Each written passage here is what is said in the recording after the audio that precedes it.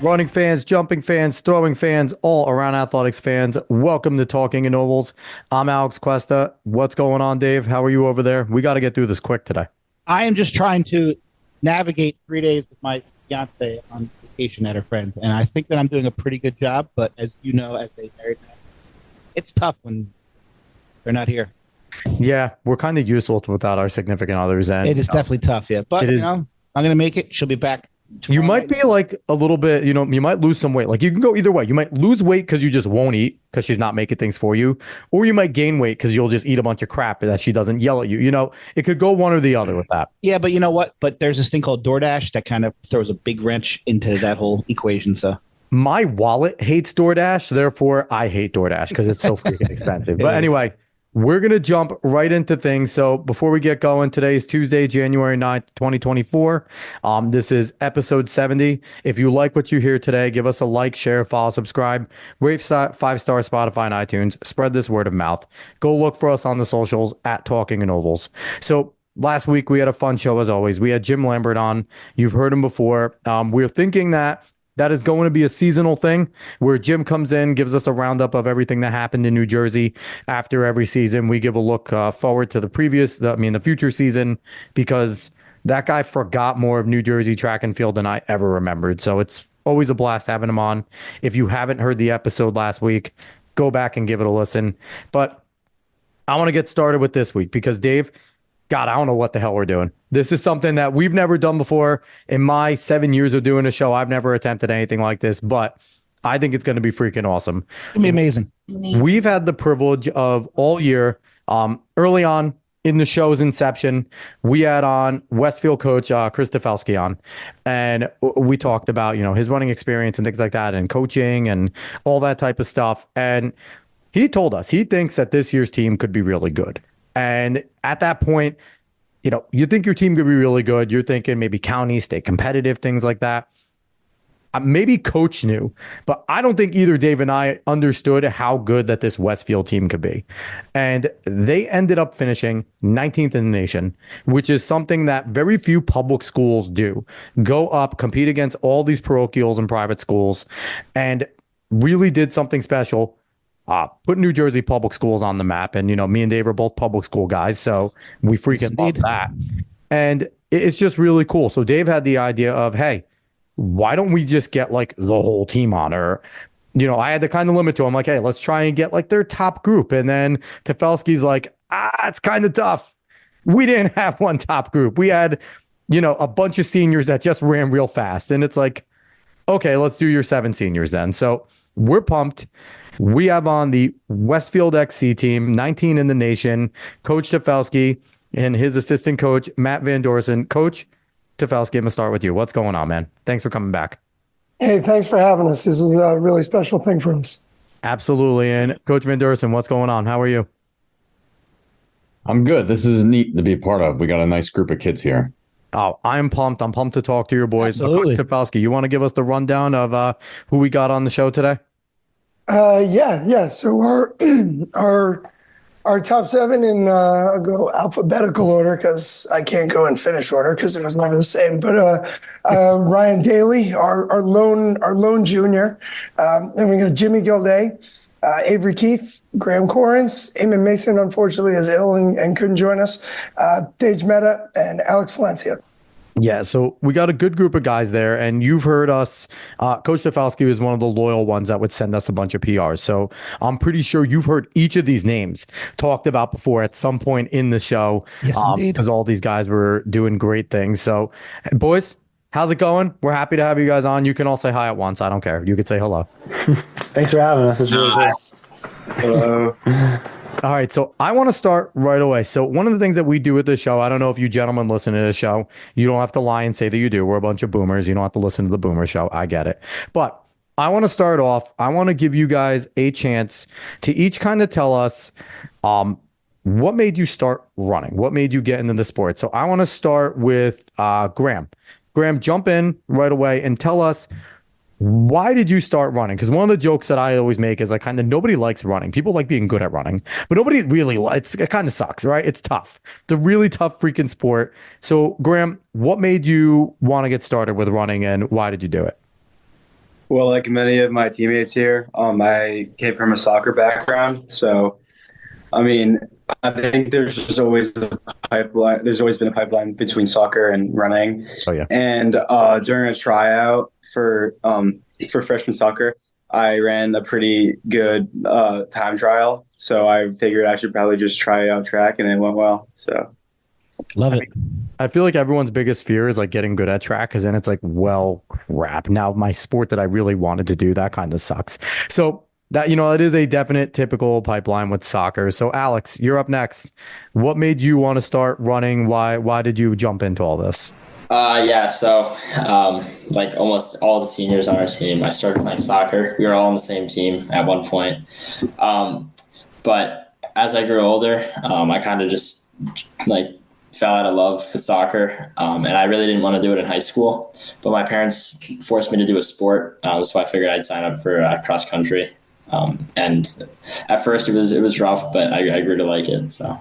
Yeah, I was going to say, you decided to engage some pain, because people just think like, oh, I'm going to go run cross country. I see those guys jogging around, and then you do it and you're just like, oh, okay, this is what it is. Like that 8-pack shows up overnight and it's like, this is awesome. Running really gets me in good shape. Yes. So we're jumping in. So I want to have Tage, you're up next. What got you jumping into the sport? My sister ran in high school, and my dad did too. And I played soccer. I figured I was only ever going to be like a mediocre soccer player. I figured maybe I could do something special with running, and it turned out to be pretty fun. Yeah, that's awesome that you had, that good experience there. So Ryan, you're up next. Give us your rundown. Let's see. Are you another soccer guy? You there, Ryan? Yep. Yeah, sorry about that. I was also really a soccer player as well, a year behind the guys though, but really it was just like when I was going into freshman year, my brother was going to be a senior and he kind of ran. So I went to a couple practices in the summer and just started to love it. So that's kind of how I just started and stuck with it. Very good. Very good. Jimmy, you're up next. What's your story? Similar to all these boys, I mean, there's a pipeline of soccer, but initially what introduced me, running, when I got introduced to running, was when I was cut from my freshman basketball team. So my mom suggested to join the winter track team, and initially started as a sprinter. It took me about a month to realize maybe sprinting is not my best suit, so I transferred over with Tafelski's permission to long distance, and after training for soccer for sophomore year, I decided to join cross country, and it's been the best decision ever made since. I think that is going to be my favorite line of the whole podcast. With Tafelski's permission. I like with that. Tafelski's. Need to get coach's permission there. And last but not least, Avery, what got you getting into running?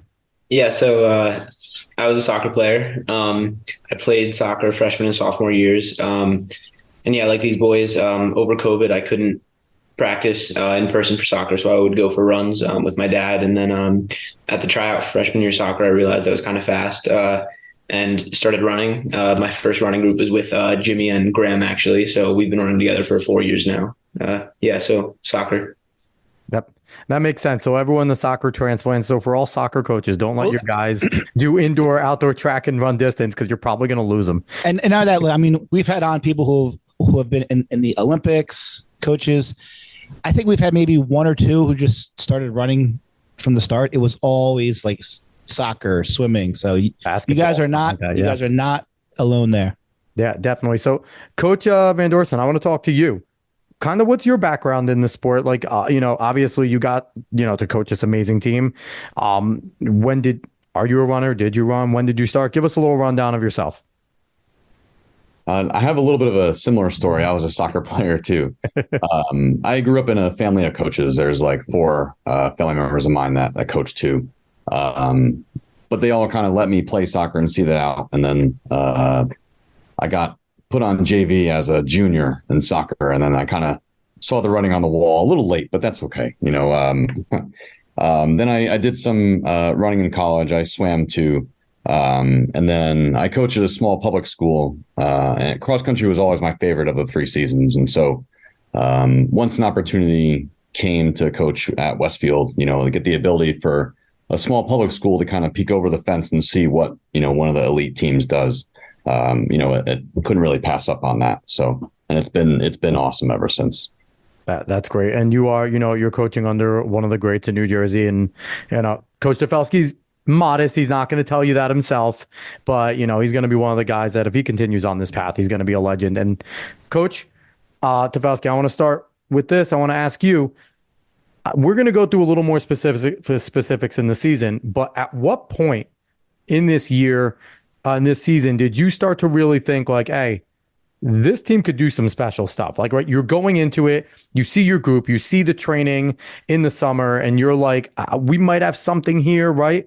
At what point in the season were you just like, this is special? I don't want to jinx it, but this is really special. Where were you at there? That was probably, I would say the guys probably remember before school started, we did a workout at Homedale, and we had never done it. We hadn't done this workout in years, but it's a workout that a lot of the local teams down by Homedale Park do pretty frequently. They do particularly early season, like late summer.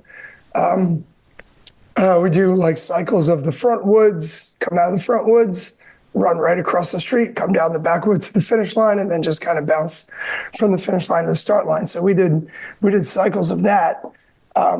And I had only done that workout with a group like maybe 4 or 5 times before, and we hadn't done it in 3 or 4 years.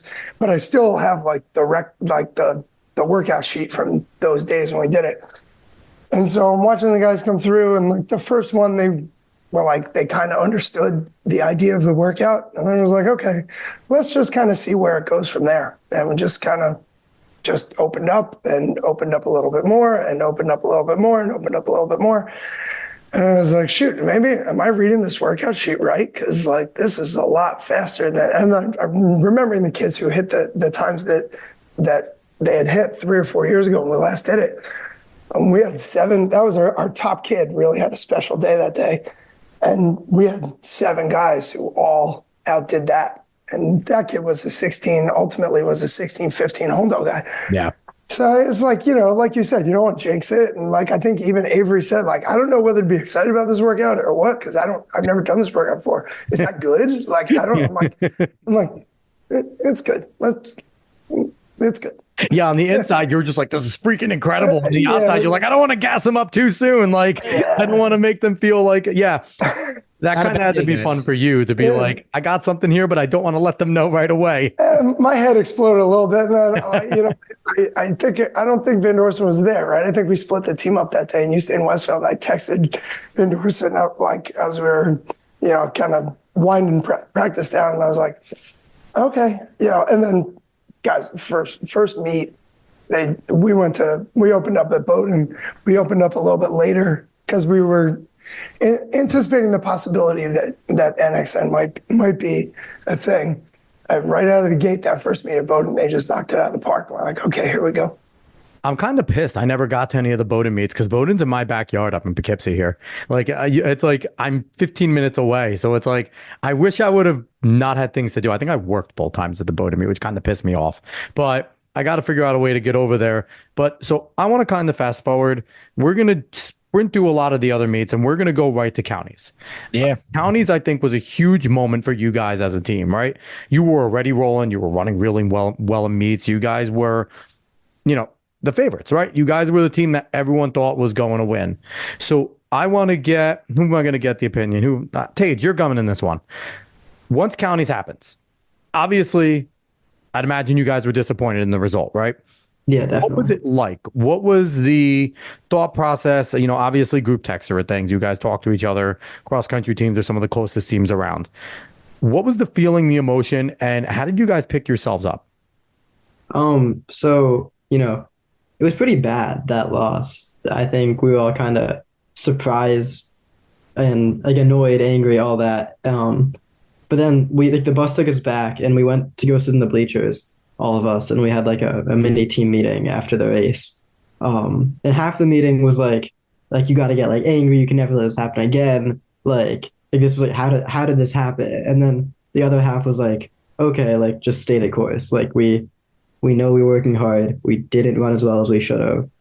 Like, let's just like kind of just do better next time. Like stay calm, keep putting the training in and move on. And I think everyone had their own mix of like those two emotions, right? Like losing that was like how on earth did we just lose that? And I mean, UC ran like incredibly well, but you know, obviously we thought we had it. But yeah, so I think everyone had to work out for themselves a little bit. Like, how much do I need to like feel those like angry feelings, those like super annoyed feelings, and how much can I like just trust Tafelski, trust the training, like trust everything we're doing, and like keep moving forward.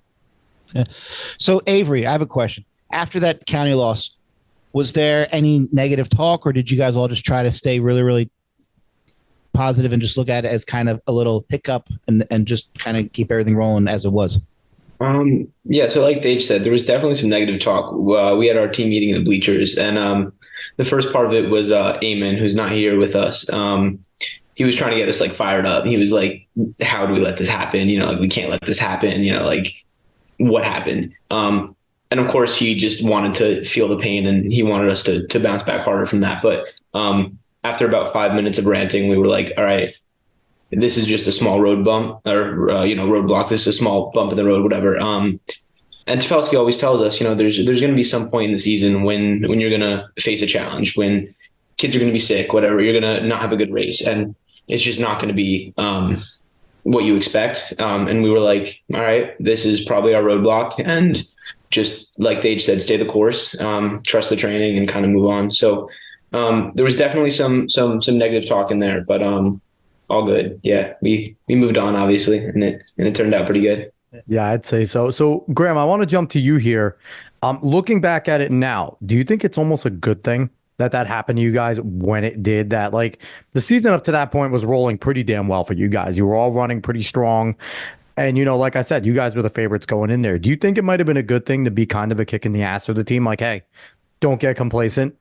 Keep bringing it every single time.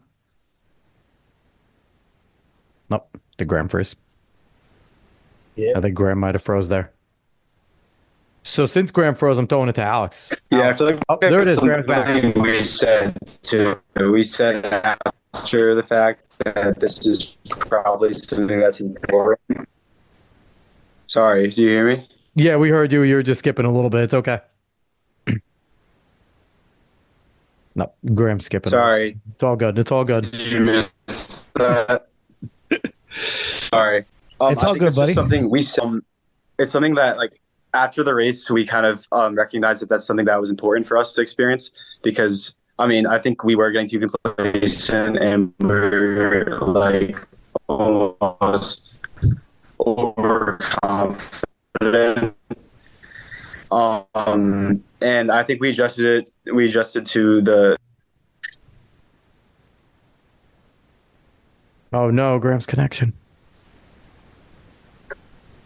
Bye, Graham. We appreciate, your connection is meh. And I just want to reiterate to everyone that's listening, the weather is awful outside. So we will have some connection issues on this episode. So that's okay. But yeah, no, absolutely. I think, that's something. So I want to sprint ahead a little bit. We get to Meet a Champions. Coach Van Deursen, what was Meet a Champions like? Going in there, training wise, watching these guys compete, and giving CBA a freaking run for their money. But then knowing you're going to see them at regionals, right? So it was kind of let's see what we got here. Let's see how we match up. What was that like for you watching that and kind of from the coaching side looking at it? Yeah, I think, we've been trying to take things 1 week at a time, and not looking too far down the road. I think we had a really good race plan going forward. We had, when people get into championship meets, sometimes they think of times, they think of splits. And I think our guys did a really good job thinking about their place in the race, not looking at certain singlets, not looking at, how fast the race is going out or how slow the race is going out. I think an important thing for regionals and then NXN was we need to feel the race. We need to go out and we need to, yes, we have a chance at CBA, and I think our kids really competed well.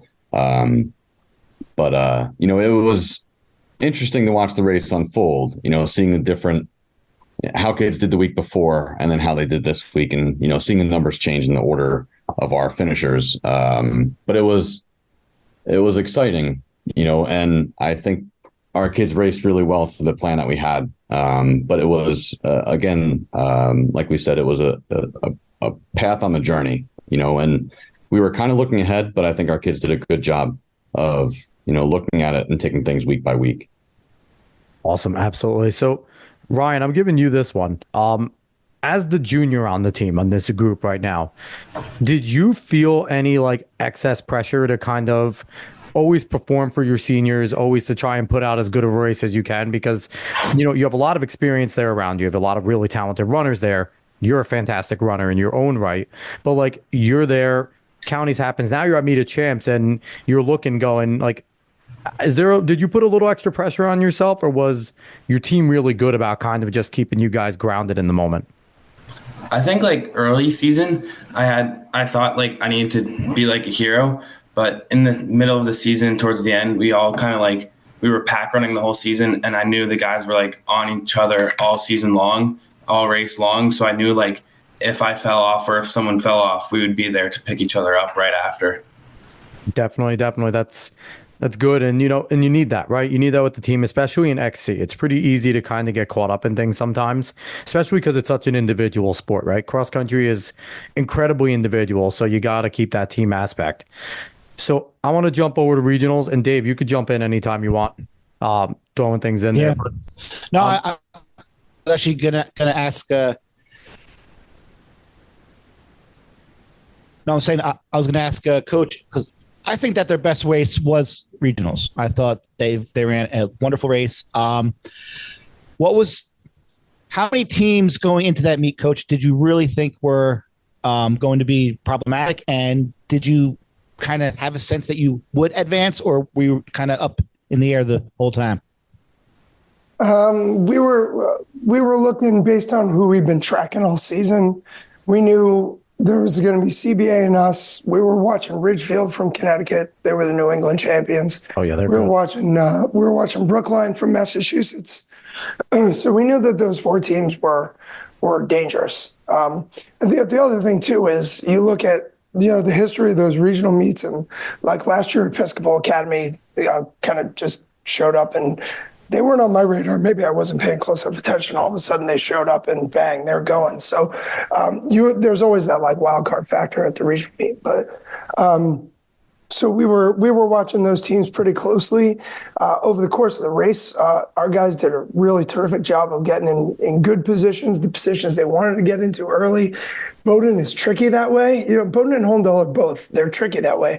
You want to get the right position, but if you go out too hard, you're going to have problems. That second mile sucks. Yeah. So like it's like there's like a really fine line. There's an art to it, and our guys did a really good job of figuring that out over the course of the year. And in the early season races, don't really, you're on the same course, but it doesn't mimic the experience because it's not a high traffic situation. You can kind of do whatever you want, whenever you want, when you're at the shore or you're at the Bowdoin Classic in September. So then you get to the regional race and it's just a huge traffic jam. So it's a huge level up when you get there. So, but Dave, to the last point of your question, when everybody came in, people are like, coming up to us and high-fiving us and congratulating us, and I'm like, I need to see it. I need to show me somebody's phone. Get me a phone. Of course. And there's something about the way we run cross country is any course that matters, the cell phone reception is terrible. Yep. So you're waiting and waiting. Like I need to see it, And so, but I will say, with about a little less than a mile ago, Tage, Alex, Jimmy, Ryan, Eamon, all like really, really close together in about 20th place, give or take 3. And Tage gave me a look. He gave me a look, like just like almost like a wink. Like he knew he's looking around, he's seeing his boys. And if our 6th guy is in like 30th place, like good luck to the field. Right. Yeah. That was, just seeing the result. I remember Dave texting me like they got second. Like it was like, oh, that's freaking awesome. Like we were pumping. It was like it was even closer than Mox. Like it was just such a really good race, and again with a higher level of competition. So, Jimmy, going to you here. Your motto a lot of this year was just to be solid, right? Just be solid every single race. How important was that mindset going into regionals of, not letting the moment get too big? Obviously, your runners up in the Meet of Champions, CBA is a good team, and you really matched up well, right? Gave them a good run. But here you guys come in and you give them an even better one on a freaking tough course at Bowdoin. You were there once. It's not an easy course. How important was that mindset of just going in there, be solid? Don't try and do anything crazy. Run, be solid. Like how was that? How important was that for you guys just to keep that mindset? Before I begin, I have to give credit to Tafelski for that, because he was the one who put that motto in our minds. And for the MOC was kind of run a little differently than groups, and it was kind of more so controlled in the first mile. So maybe it didn't go to plan how we wanted to, so the times weren't really there. But I think the confidence carrying on from groups and even races before in the season kind of carried into regionals, and I think we just had a positive mindset towards it. We had 2 weeks off. We had a really good training block, and I think that confidence mid-race, as Tafelski mentioned before, of all the boys being together, especially in the first mile and even throughout the whole race, seeing 2 or 3 guys around you in the last mile, trying to catch some guys down is really impressive. And I think that's what really motivated us to cross the finish line and ultimately be in second place at regionals, and led to the amazing experience we had at nationals. So yeah, I really think that model held true to itself, and hopefully we can do the same thing in the winter and spring. And I'm really looking forward to a successful year with these boys. Right, so I have a question for Avery again. So based upon your season, you probably would have had a good shot of qualifying as an individual either at Foot Locker or NXN. How much more did it mean to you to be the leader of this team and to go that far with your whole team as opposed to what it might have been if you went as an individual? Yeah, I mean, Foot Locker was never an option. From the beginning, from this past summer, from last year, from 3 years ago, we've known that this is a important year, and we had big things coming. So Foot Locker was definitely never in the question. I think I told the boys like a week or two before, and this may be cocky to say, but I was like, you know what, this weekend for regionals, I'm going to do my job, and that means I'm going to qualify. And if you guys do your job too, then we'll all qualify together.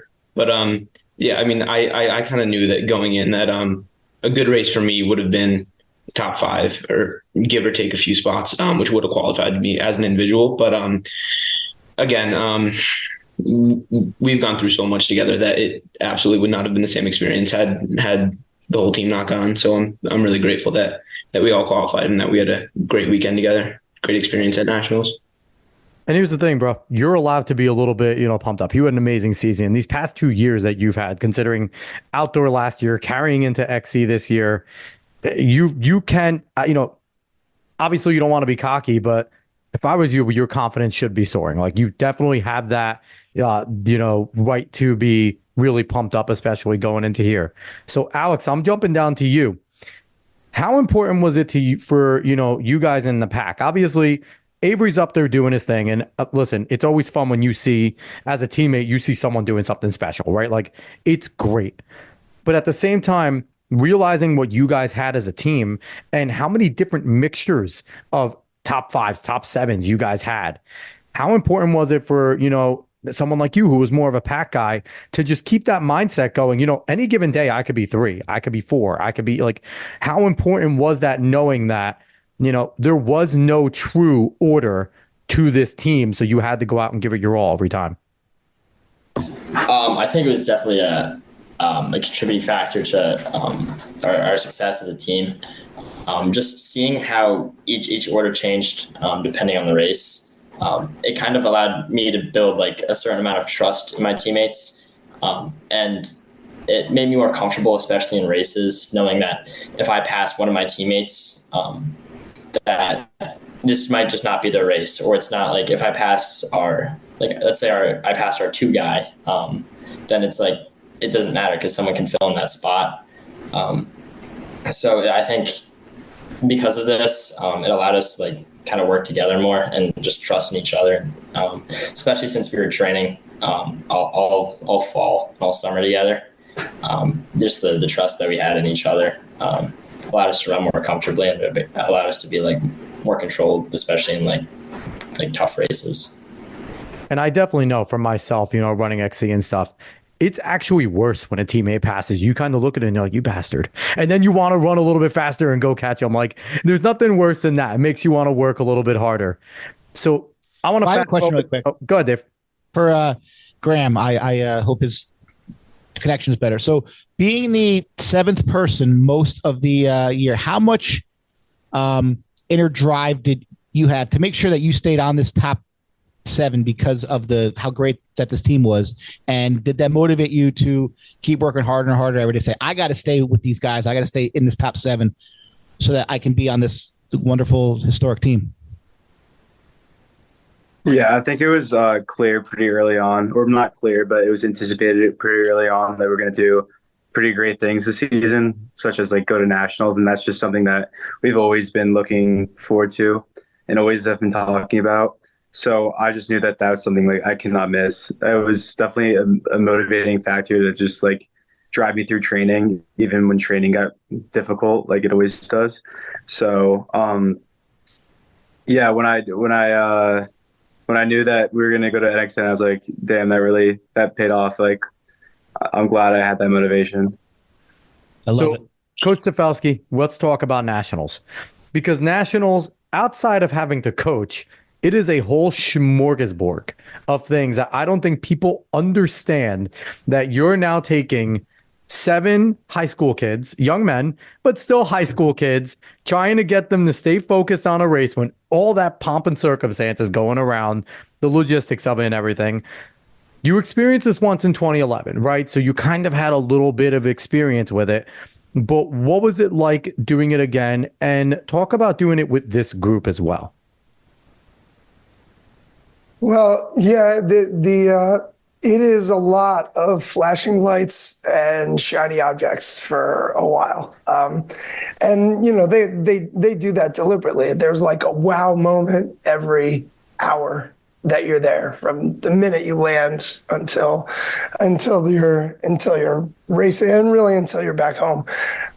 So it's tricky, because especially I think coming out of the Northeast, there's a lot of, message board gurus who think they know everything, but it is tough. I think if the Northeast, and New York and the other regions that run the region the week before the national meet, it is an emotional roller coaster for that week. That I think is from the emotions of qualifying, right? Like even positive emotions are tiring, know? And so there's that. And then you've got like 3 days to like get everything in order before you fly across the country for 4 days. So there's that, like, what am I packing? What are we doing at practice? Like all that stuff.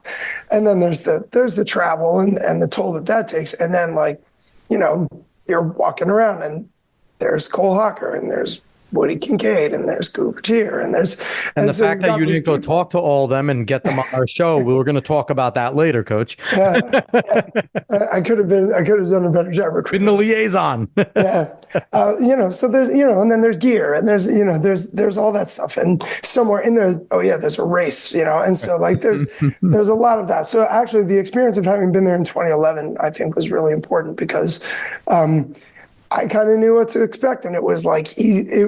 So before we left, it was like, hey guys, this is kind of the way it's going to be, and focusing on the competition is really important. But really, truly, like I probably said more than I needed to say on that because these guys were locked in the whole way. They knew like we're not just happy to be there. We're not just we're there to be a factor, right? And so.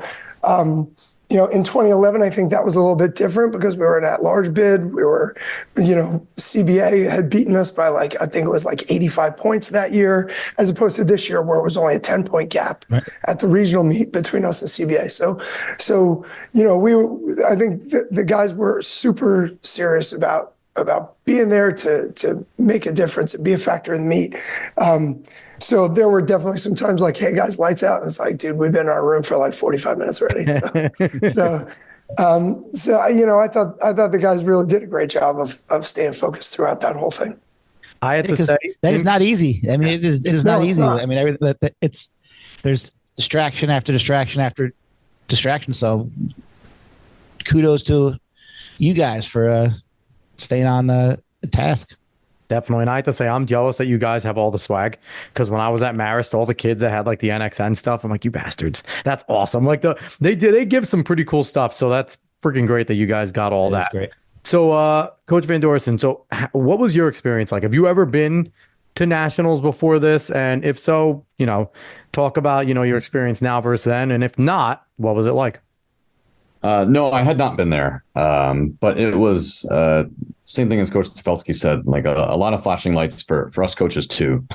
Yeah. And we get excited seeing Woody Kincaid, listening to them also, but I agree.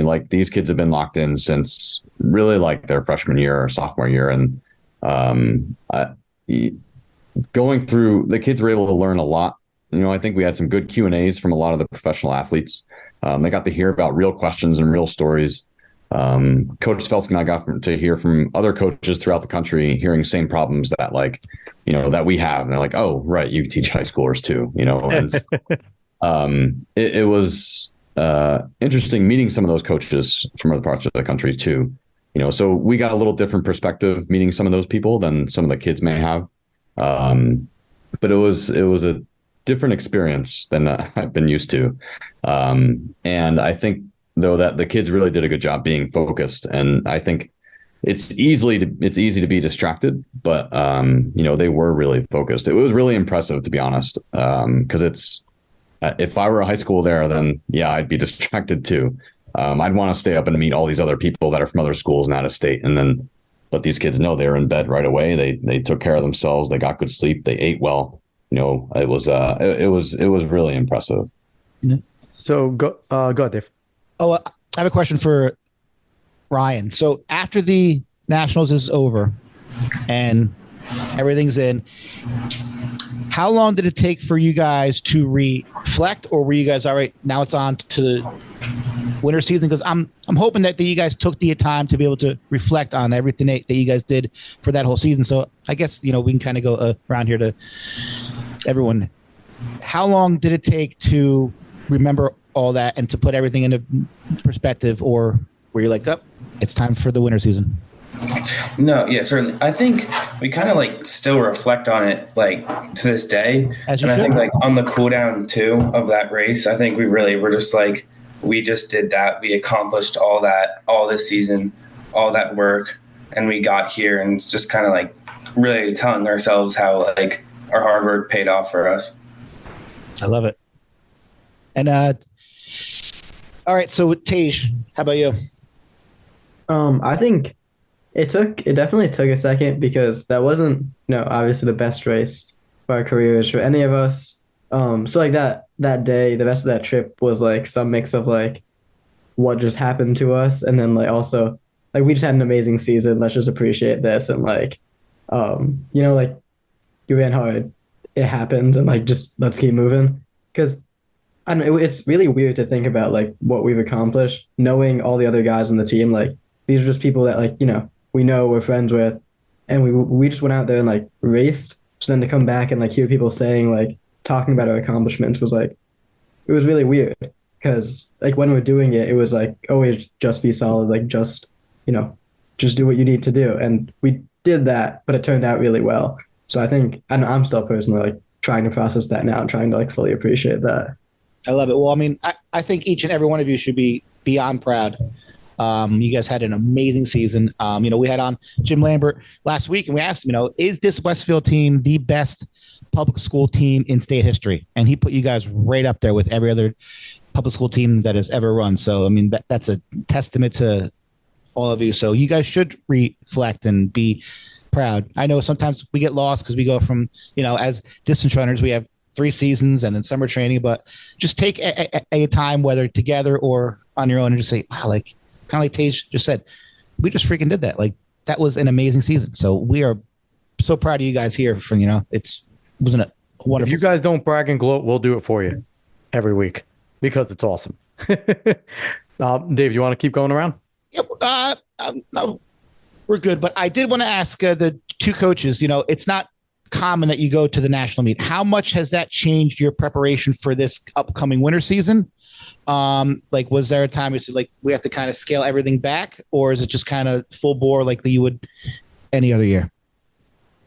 We scaled it back a good bit. We took our usual break of between cross and winter track. We take a pretty good break. So we took 2 weeks. These guys are going to open up. We have our county meet on the 17th, next Wednesday. So they'll open up then. So that's a little bit later, I think. This time last year, having gone to the regional meet, I think we opened up on January 5th or 6th, something like that. So a little bit more time to get going. That's kind of the cost of extending the season out. That it's only 1 more week, but it's physically demanding. It's also mentally and emotionally demanding too. And so there's recovery that needs to happen there too. So that part of it, it does come at a bit of a cost, we don't have anything real big and real important for a good number of weeks still. Yeah, I like what you say, because I think the mental component is just as important as the physical one, because you're going week after week and then you're traveling. So I think that's really cool that you put the whole body into perspective and not just the physical aspect. It can be a really long year. If you're trying to redline it all year, that's tough. You got to pick your spots, So, and so if you pick your spot and it turns out to be a really big spot, then someone's got to give someplace else. Yep. So Avery, this is a question for you here. So you obviously had a fantastic individual season, right? And I think you're going to have great indoor and outdoor season as well. What is it like? When did it dawn on you that you were the leader of a top 20 team in the country? Like, has that dawned on you yet that like your consistency can't be understated, right? It can't be understated just how consistent that you were, either winning races or top of the pack, and even at nationals running really well, probably not as well as you want, because, we all want more. But so have you given that a moment to kind of wash over you that like you did a good job as a leader and now you guys are forever going to be a top 20 team in the nation? How does that, how's that feel? Has that kind of registered yet? Yeah, I mean, the mark we left on, New Jersey State running and Westfield running, and this team is huge. But I don't know, it's still, I guess it's never really clicked. I've been running with these boys for 4 years, so it's kind of same old, like, we accomplished amazing things this year, but nothing changed with how we trained, with the things we did. And I mean, sure, I did finish in our first spot most races, but I work out with these guys and I know how fit they are. And there was never a race where I stepped up to the line and thought, I'm going to win this race, or I'm going to be our number 1 guy. There was always a thought in the back of my head that was, hey, what if I don't win? And I was okay with that. Coach made it a point that, our finish order didn't matter. And that's what made our team so strong this year. If our 5 guy 1 week finished second the next week, and if our 2 guy then finished 5th, no one cared because we were succeeding as a team. So it never really mattered to me that I was finishing first. And I was never, overconfident. And I never took that for granted because I always knew that, one of these other guys could take that from me any day. But I mean, I ended up, finishing first most races. And I mean, it was a pleasure to lead these boys, even though I'm definitely not a leader. I mean, we all contribute just as much to this team, so it'd be unfair to call me a leader to them. I mean, the mark of a true leader, especially a talented one, is being humble. and it's something you can't teach. And you're a really humble young man. So, you're going to go far, Avery. That's freaking awesome. It's just a way to hear you speak about, the camaraderie and the way you are. And it definitely reflects well on Coach Tafelski and Coach Van Deursen and how that they are teaching you guys and helping you guys be young men. So, Jimmy, I want to jump to you. What is it, have you guys been getting any sort of attention from, because obviously Strava is such a big freaking deal, right? Everyone knows everyone. You guys are so much friendlier with kids from other schools than we ever freaking were. Dave talks about how much he hates everyone still. I think Tafelski's the same way. You kind of hate everyone, and then you see some of them in college, and it's like, I guess I don't hate you anymore. We're now teammates. But have you gotten some like positive feedback from other like athletes around like, Union County and things like that, and even in the state, like, hey, nice job, or like, or what has that been like coming back from there, especially like public school? Because like I said, we puffed our chest out with what you guys did as a public school. It's freaking awesome. I feel like a lot of us here are really good friends with a lot of people in Union County and all over New Jersey. And I think it's really cool. Even some seniors who graduated last year, some teammates of ours, and some people who are in Union County last year were giving us props of everything. And not much of us really use Strava, but there were a lot of props given to us regardless. But yeah, I think it's really cool. Even our own school really recognized us a little more, and there's been a lot of props in the hallways from people who wouldn't normally follow track, which is really cool to see. And we're just hoping it progresses throughout the year. And yeah, that's always awesome. It's nice to get for XC and distance runners to get noticed. It's freaking awesome, right? It's not very common that we get the props that we deserve, but it is awesome. So, Dave, you got something there? No, I just want to. So, you guys have so much left in this school year. I'm sure you guys are looking forward to the pen relays in the States, but it seems like you guys, like most runners who have good teammates, do you guys get more excited for relay races or more of the individual thing? Because I was always big on, I loved running with my teammates as relay races rather than just saying, oh, like I won my race. I guess we could start with Ryan. Yeah, I would say, I love the relay races, just 4 guys going at it as hard as they can for every single race. It's just fun racing, then passing it off to your teammate and just watching him go for it. Just more like gets your guys together. I agree. Now, Avery, you are a person who could obviously qualify as an individual too. So where do you find out? Would you rather sacrifice like an individual thing to help out the team in a relay, or you're like, no, coach, like I want to get mine? Because it seems like you're going to pick the relay route. Sure, it's always nice to have a shiny new PR, but in the running world, everyone knows cross country is the most fun sport because of the camaraderie and because of the sportsmanship and having teammates around you. And in track, there's not as much of that. So a relay is the closest thing you get. And there's no feeling like finishing a cross country race and having 6 other guys with you, and you're like, yeah, we did that. So yeah, the closest thing to that in track is relays. So I'm always down for a DMR or 4 mile, something like that. It's always fun. So I will say this. For you guys, it's probably real easy to say the relays because you guys are freaking fast. So you guys are going to be competitive. I feel like people that don't have like as much of a group would say individual more. Dave, I don't know about you. You could like the relays because at South, you guys were monsters. Your 4x8 was freaking good. But if you're sitting there and it's like, oh, I'm a 155 guy, but I'm with like a bunch of 215 guys. I don't know if the relays would be as fun there. So I'm just throwing that out there. So what I want to do is, before we close out here, I want to ask each and every single one of you individually. We're going to start this with Ryan, our junior.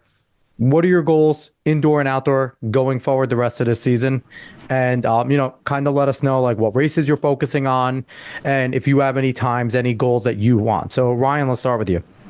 Yeah. So for the indoor and outdoor, really just trying to see how much faster I can get really indoor. I'm planning on going the 32 route and then reassessing by the time we get to spring, and really just looking for like in the 9 teens. And I think I'd be satisfied with that.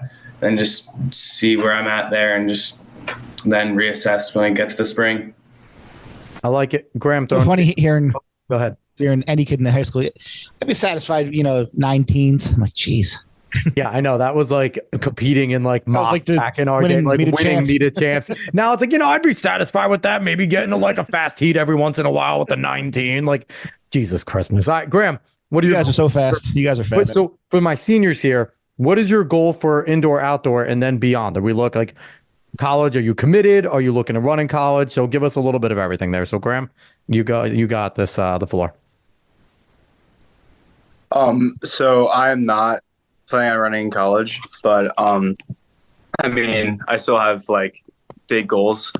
Last year, a winter, I didn't really get very close to my PRs, and I just like struggled a little bit in the winter. So I think this winter I'll just try to kind of PR or at least get back to where I was in the spring. And I mean, my favorite event has always been the mile. So like if that ends up working out that way, then I'll be happy. But I mean, I like the 32, I like the 8, so can't really go wrong. Very nice. Yep. Awesome. So, Alex, you're up next. What are your goals, indoor, outdoor, college? What are we looking at? Yeah, so indoor, last year towards like the end of spring, I was getting into a pretty consistent groove of just like running a mile, running an 8. And I was on a pretty, a strong trend of just like getting faster each race. So that's something I definitely want to continue with. I'm not sure like what event I'm going to focus on this year, but I'd love to just get under 420 and maybe under 155. And as for college, I haven't decided yet, but I plan on running in college. I'll just throw it out there for anyone that hasn't decided yet. There's a red singlet behind us, Marist. You guys are fast unapologetic enough. with that. We would love to have our fast guys. I am absolutely always recruiting for Marist, damn it. All right, anyway, Tage, on to you. What are your goals, college? What do we got? I think I'm a 2 mile guy. I ran a ton of miles last year, so we're gonna try the 2 mile. Again, I haven't run it since sophomore year. So like maybe like 9:10s around that would be pretty cool for me.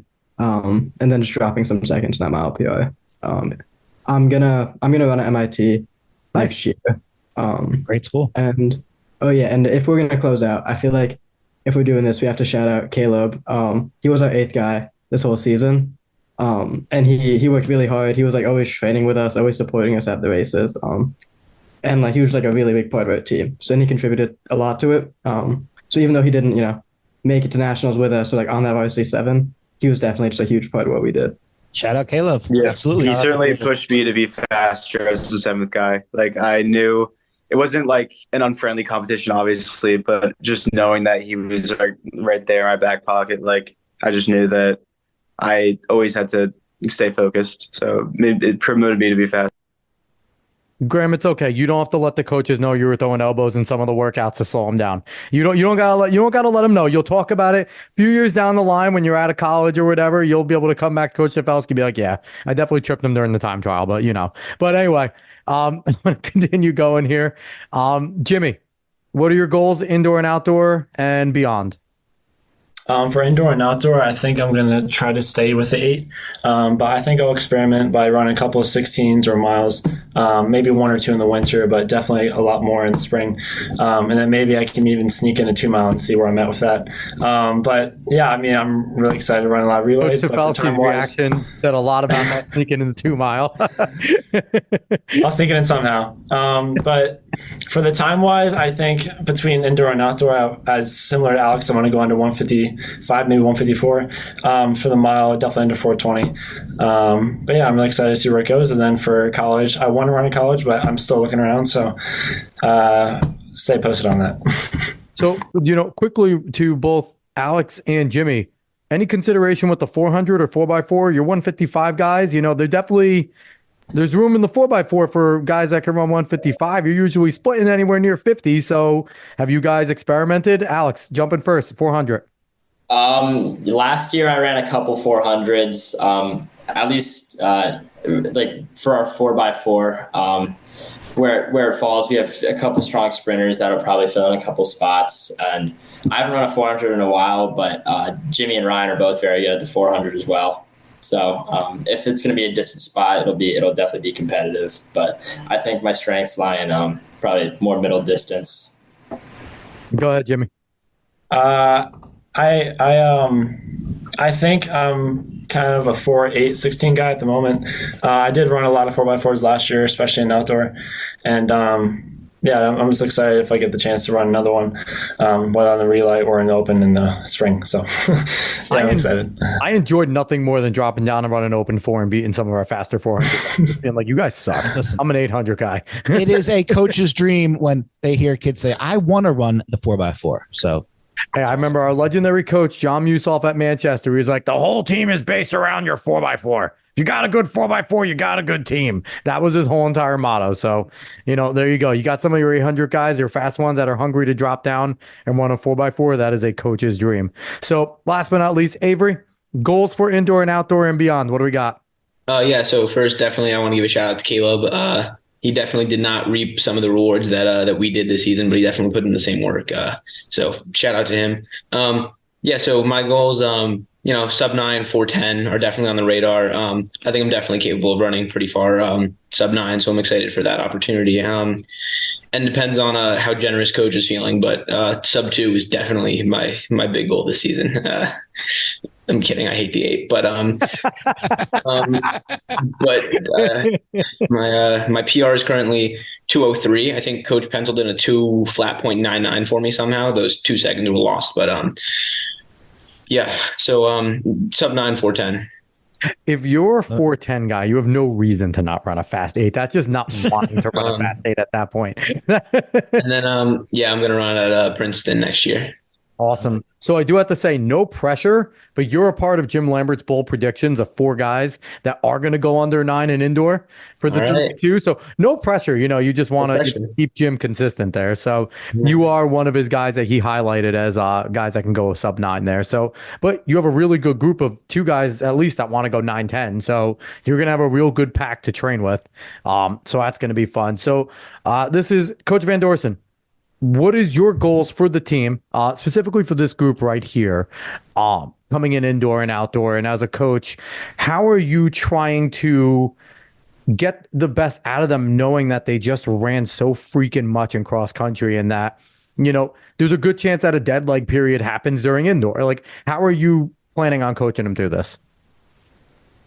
Well, I don't oversee them during the winter and spring, but I coach another school, but I know that, Coach Tafelski's plan, and being at nationals too, there's so many teams that don't even have an indoor season, but then come out and have an awesome spring and then a great cross country. And so what we've seen from a lot of the teams in New Jersey that have gone to NXN, they're really downplaying the winter, taking a long time before they race again. I think the idea that, Coach Tafelski has of like not racing so much, and just focusing on training, I think will pay off for them. Definitely. So, Coach, I'm going to get Coach's opinion, Dave. And then, so Coach, for you, managing these boys right here, trying to make sure that they stay fresh, what is your plan, indoor, outdoor, and what do you foresee as long as everyone stays healthy in terms of what they could do?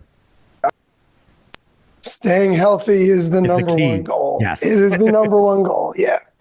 A lot of what we've done over the last couple of years in track with these guys and some of the guys who have come before them is let's just stay the course and be rock solid with our training and build up a good block and kind of see where it takes us. And so, we don't talk about a lot of time goals. We'll kick them around every now and again, but a lot of it is like let's just rack up a lot of good training and see how good we can get and just kind of see where that road ultimately takes us. So one thing that I do like doing when we I like doing the relay scene at the national meets. I'll hear guys requests for individual races if that's their thing, and a lot of that depends on how the state meets play out.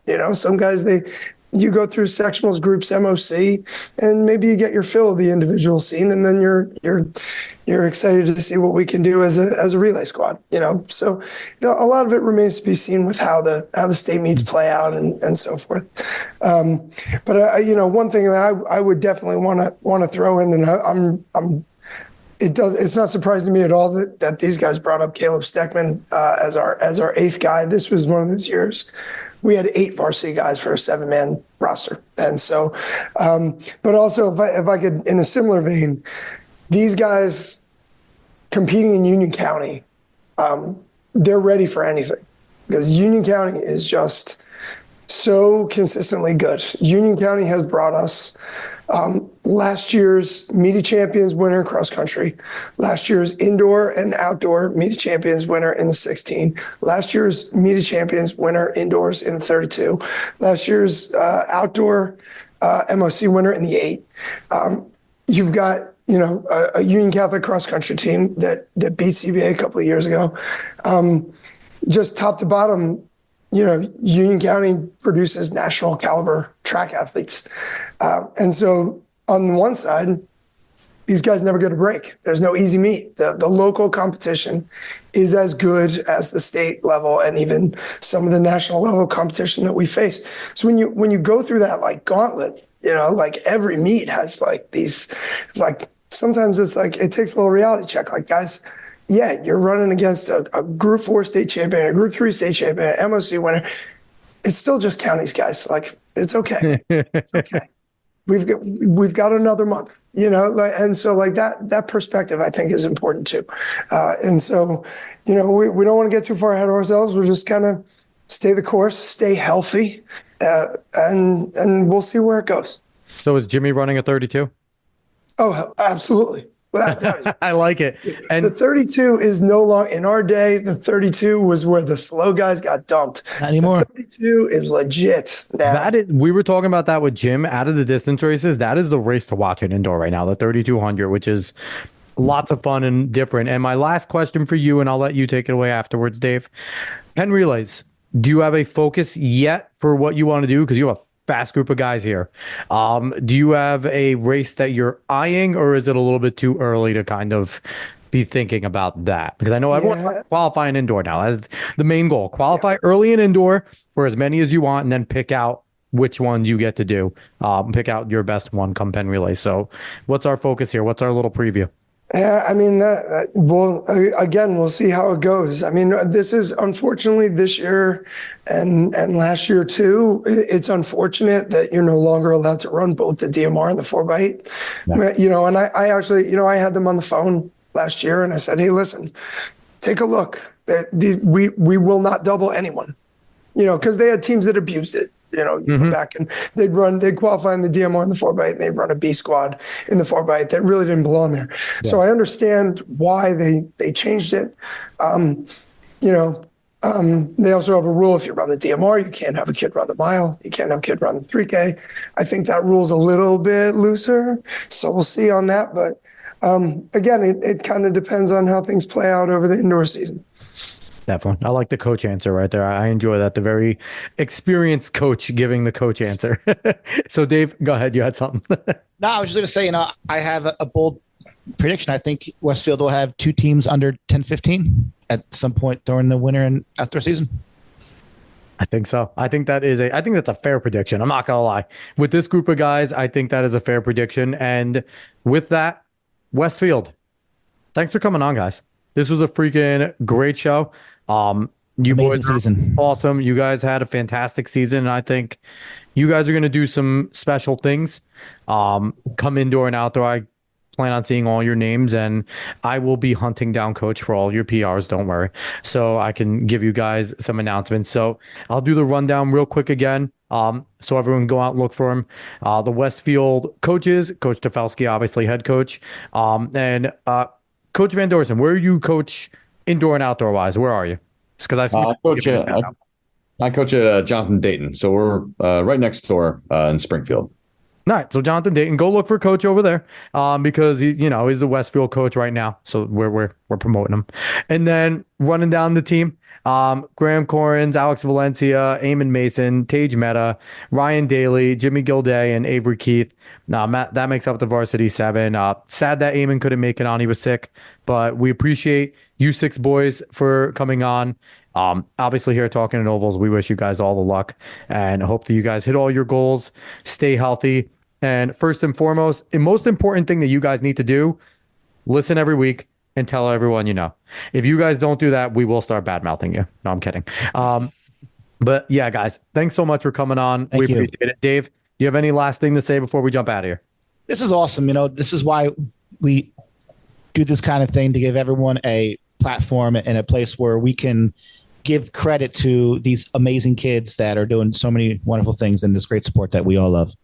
Definitely. So everyone, we'll be back next week. I don't think there will be 9 of us, but we'll be back with another guest and we look forward to it. So thanks so much for listening, everyone. So long.